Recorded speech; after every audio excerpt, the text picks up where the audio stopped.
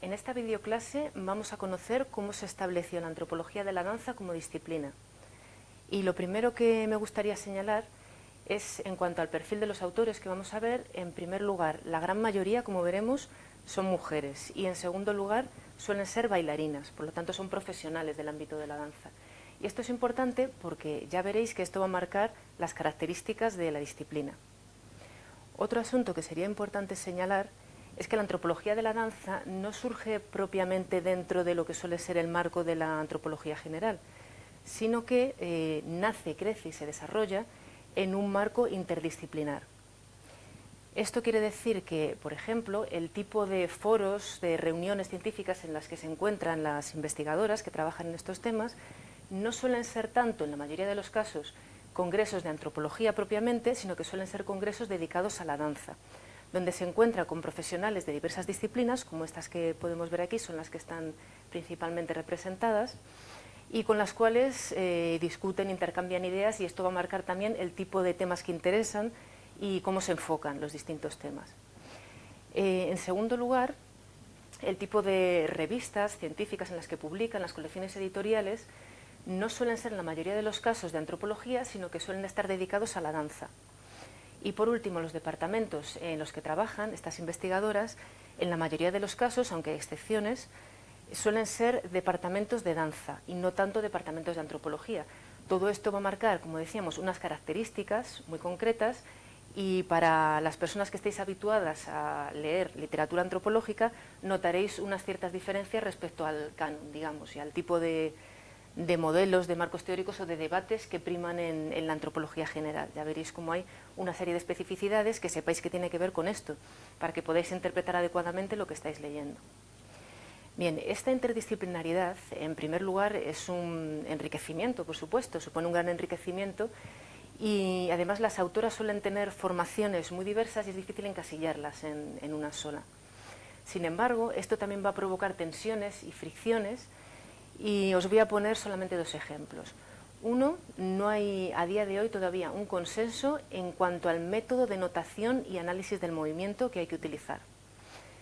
Bien, en algunas disciplinas como la etnocoreología, que veremos, hay un consenso bastante amplio en cuanto a la lavanotación, pero si entendemos antropología de la danza en un sentido más amplio, no hay un consenso. Y esto es a diferencia de otras disciplinas como la etnomusicología, que sí hay un consenso bastante general en cuanto al método de notación musical. Aquí en antropología de la danza no existe. Otro problema va a ser a la hora de establecer fronteras entre las disciplinas. Hay un debate clásico, por poneros un ejemplo, en cuanto a si la etnocoreología y la antropología de la danza son la misma disciplina o son dos disciplinas diferentes, si es una distinción artificial creada por motivos políticos. Esto es un debate, hay distintas posturas, pero este es el tipo de debates que se generan precisamente por estar en un contexto interdisciplinar como este. Para entender también mejor este debate sobre las diferencias entre etnocoreología y antropología de la danza, necesitamos conocer primero en qué consiste la etnocoreología. Y para ello nos tenemos que ir al contexto histórico de surgimiento. Tanto la antropología de la danza como la etnocoreología surgen en un contexto político muy concreto, que es la Guerra Fría. Bien, durante la Guerra Fría, en el bloque que se suele llamar bloque occidental, se desarrolla la antropología y dentro de ella toda una serie de teorías sobre la danza, que ya vimos en una videoclase anterior. Al otro lado del muro de Berlín, podríamos decirlo así, en lo que se ha llamado bloque soviético, se desarrolla una disciplina nueva que se va a llamar etnocoreología. Y estos desarrollos, hasta cierto punto, se dan en paralelo y no hay mucha comunicación entre ambos. Primero vamos a conocer brevemente esta nueva disciplina de la etnocoreología, porque ya en una videoclase anterior vimos brevemente los desarrollos que hubo en la parte de la antropología. Bien, la etnocoreología es una disciplina que nace de los estudios del folclore, de las danzas folclóricas, y que va a recibir una fuerte influencia de diversas disciplinas. En sus inicios va a tomar como modelo la etnomusicología, va a intentar emular la etnomusicología, y más adelante va a empezar a aproximarse a la antropología de la danza. Va a aproximarse tanto que, como ya veíamos, para algunas autoras se acaban convirtiendo en la misma disciplina, acaban convergiendo, para otras no. Y para entender este desarrollo de la etnocoreología también tenemos que tener en cuenta que desde el siglo XIX en Europa hay una efervescencia del nacionalismo y los gobiernos empiezan a fomentar, a financiar estudios sobre las músicas y los bailes propios de cada nación, entendidos como símbolos nacionales. Hacen esta inversión y en las primeras décadas del siglo XX en Europa se empiezan a desarrollar los estudios del folclore. Ya a partir de los años 30-40, y ahora ya específicamente en la parte que llamamos Bloque del Este, se desarrolla a partir de estos estudios del folclore, concretamente de las danzas folclóricas, toda una disciplina que se va a llamar etnocoreología y supone la sofisticación de la metodología que ya había en los estudios del folclore y también introducir la sistematización, el análisis estructural y el método comparativo. Ya no se trata solo de describir y analizar una danza específica, sino de ver las relaciones entre diversas danzas y ver pues, estructuralmente qué patrones tienen en común, diferentes. Ya se trata de una mirada más amplia. De esta manera, la etnocoreología va a despegar de los estudios de folclore y va a empezar a ser considerada una disciplina científica, mientras que los estudios de folclore van a quedar relegados al ámbito amateur, al ámbito de lo aficionado. Después de la Segunda Guerra Mundial, y seguimos en lo que solemos llamar Europa del Este, se va a empezar a institucionalizar.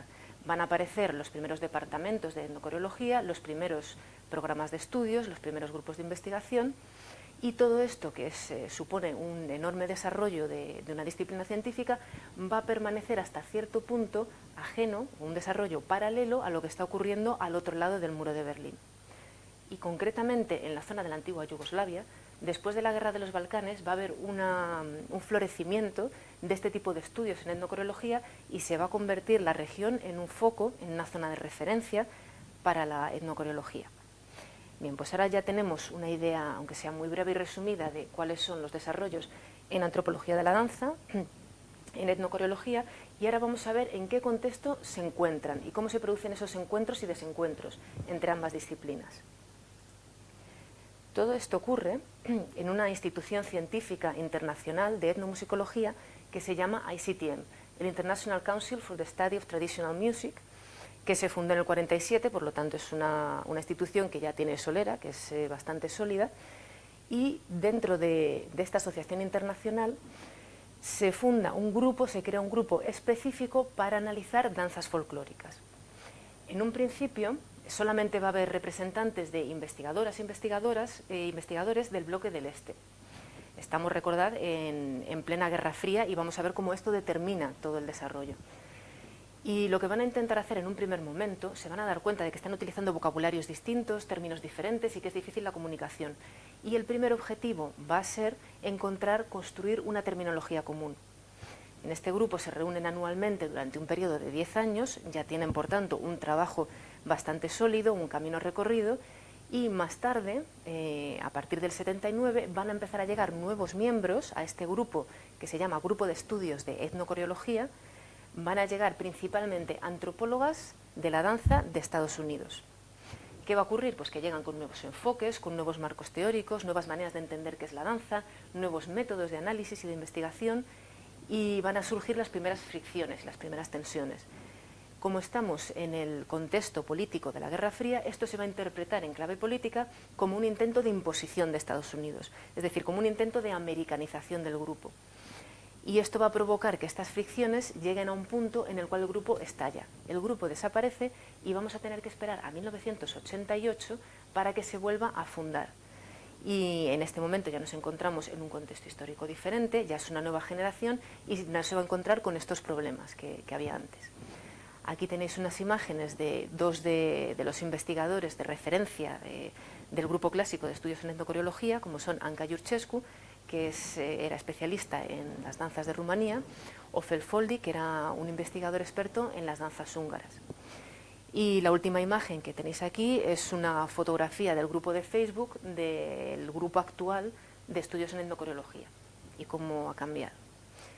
Bien, pues ahora que ya hemos conocido la historia de estos dos desarrollos paralelos y cómo se encuentran y se desencuentran, vamos a pasar a ver cuáles son los que se suelen señalar como principales madres y padres fundadores de la antropología de la danza. Estamos en los años 60. En primer lugar, vamos a hablar de Kuraz, Gertrude Kuraz. Para empezar, ella no es antropóloga, no tiene formación en antropología. Recordad lo que estábamos viendo, de cómo esto surge en un ámbito interdisciplinar. En este caso se trata de una bailarina y coreógrafa que está formada en las disciplinas que están en boga en Estados Unidos en aquella época, como son el jazz, el step dance, el folclore inglés. También tiene formación en pilates y en la manotación. Va a ser esta autora una de las pioneras de la danza moderna, del movimiento de la danza moderna en Estados Unidos. Y tiene una fuerte influencia de folcloristas y musicólogos europeos como Kurt Sachs, que es un autor que vamos a conocer en breve. Bien, ella entra en contacto con la antropología a raíz de la siguiente situación. Había dos antropólogos estadounidenses, Fenton y Speck, que estaban realizando su trabajo de campo sobre sociedades amerindias. Y se encontraron con que había una serie de rituales y de prácticas de danza que eran muy relevantes para la vida cotidiana, pero ellos no tenían herramientas para analizarlas y para interpretarlas. Y por eso invitaron a Kurat a colaborar con ellos y trabajar en este proyecto. Kurat aceptó y comenzó a documentar y a analizar estas danzas de estas sociedades. Lo primero que hizo ella fue aprovechar todo este trabajo que estaba haciendo para su propio trabajo y su creación artística. De tal manera que en estos experimentos que supuso la introducción de la danza moderna, ella introdujo elementos del jazz y también de estas danzas amerindias que estaba estudiando. Y más tarde, ya entrada la cincuentena, Kurat va a sentarse en el medio académico y en 1960 va a escribir el artículo por el cual es considerada la madre de la antropología de la danza, o una de las madres. Es un artículo que se considera fundador de la disciplina.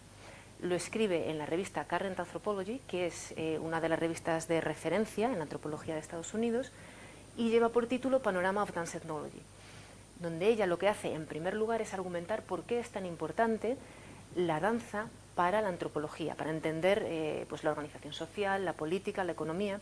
Tenemos que tener en cuenta que en este momento de la antropología la danza y la música todavía se consideraban pues aspectos secundarios menos importantes que el parentesco, que toda una serie de asuntos que eran más centrales. Y estas primeras autoras, estos primeros autores tienen la labor de sentar, argumentar por qué es relevante lo que ellos están estudiando y por qué hay que introducir el análisis de la danza en antropología.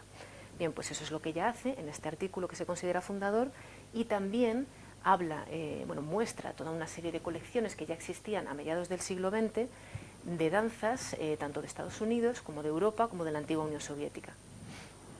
Además de esto, ella introduce su propia propuesta de cómo habría que construir esta antropología de la danza. Ella dice que habría que analizarlo a distintos niveles y habla del nivel psicológico, el nivel coreográfico y el nivel interpretativo. Bien, la continuadora de este legado de Kurat va a ser Joan Kialinohomoku. Esta autora sí tiene formación en antropología, ya sí es antropóloga en este sentido, y además proviene de un departamento sólido creado por nada menos que por Herskovits. También tiene formación en danza clásica, por lo tanto ya encontramos aquí uno de estos casos donde tenemos la doble formación como antropóloga y como bailarina, que veíamos al principio. Ella hace trabajo de campo sobre danzas de Hawái, danzas amerindias, danzas africanas, por lo tanto tiene un abanico bastante amplio, un repertorio amplio para comparar, y se la conoce, entre otras cosas, porque escribió un artículo que también se considera fundador o fundamental para la historia de la antropología de la danza. Lo escribió en 1970, por lo tanto 10 años más tarde que aquel artículo que escribió su maestra, Kurat, y lleva por título Una antropóloga mira al ballet como una forma de danza étnica. Este artículo recibió muchos premios y supuso, podemos decir, una revolución en su época, porque lo que ella hacía era romper la asimetría que existía pues a nivel del imaginario colectivo de la diferencia de estatus entre las danzas profesionales de Europa y de Estados Unidos y las danzas de las sociedades que fueron colonizadas, como pueden ser las danzas amerindias, africanas, etc. Ella lo que hizo fue demostrar cómo se podía analizar con la misma mirada antropológica, con los mismos marcos conceptuales y con el mismo método etnográfico todas estas danzas, de tal manera que quedaban equilibradas, quedaban todas en el mismo nivel. Y esto supuso un punto de partida importante. Ella a nivel teórico tiene la idea de que la danza, considera la danza como un microcosmos o un reflejo de la cultura. Y además crea su propio método de notación, que es los silographs. Vamos a conocer ahora a otra de esas autoras que se suelen señalar como pioneras o como madres, en este caso de la etnología de la danza en Estados Unidos, que es Allegra Fuller-Snyder. Ella es interesante porque además de tener este doble perfil como antropóloga y como bailarina y coreógrafa, también tiene formación como cineasta. y rodó, grabó varias películas sobre danza que son evidentemente muy interesantes para la disciplina. Su trabajo de campo más conocido lo hizo con los indios yaqui de Arizona, y a nivel teórico una de las ideas que nos ha legado es la idea de que la danza se puede considerar una forma de conocimiento para las sociedades sin escritura. Es decir, desde una perspectiva simbólica, lo que ya estaba considerando era que el conocimiento se puede registrar, se puede comunicar y se puede transmitir y negociar a través de la danza, de tal manera que aquellas sociedades que no tienen escritura, que no tienen libros, en este caso sus bibliotecas serían los registros corporales, que se activan cuando los bailarines, cuando estas personas bailan, tienen esas prácticas de danza. Y por último vamos a señalar otro de estos que se suelen considerar padres de la disciplina. En este caso se le considera el padre de la antropología de la danza británica. Es John Blacking, en este caso sí es antropólogo, tiene una formación claramente dentro de una genealogía antropológica.